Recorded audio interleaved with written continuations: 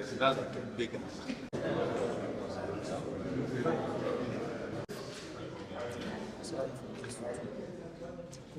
Right.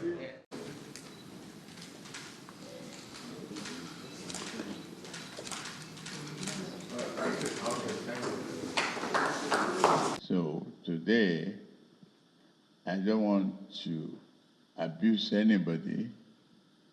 I don't want to campaign here. I want to tell the truth. It's because of your character, your belief, your faith, your consistency, that when we came to campaign in Port Harcourt,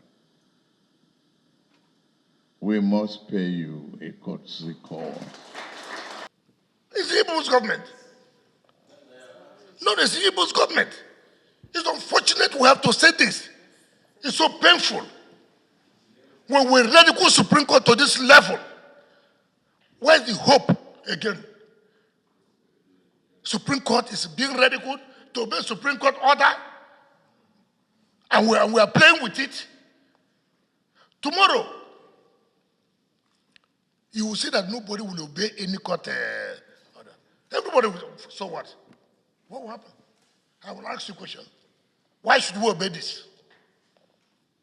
The whole highest court of the land say, hold on, don't do this. And you people in government are playing with it, play politics with it. Who does that? For the first time, I've seen a government procuring opposition to join them to defend their policy. A policy that anti-people. I've never seen a thing like this.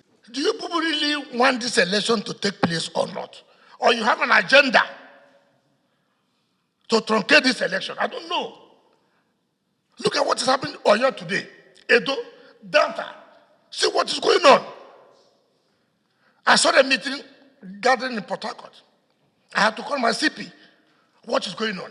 I'm not campaigning against you. Neither am I campaigning for you. But the truth must be told.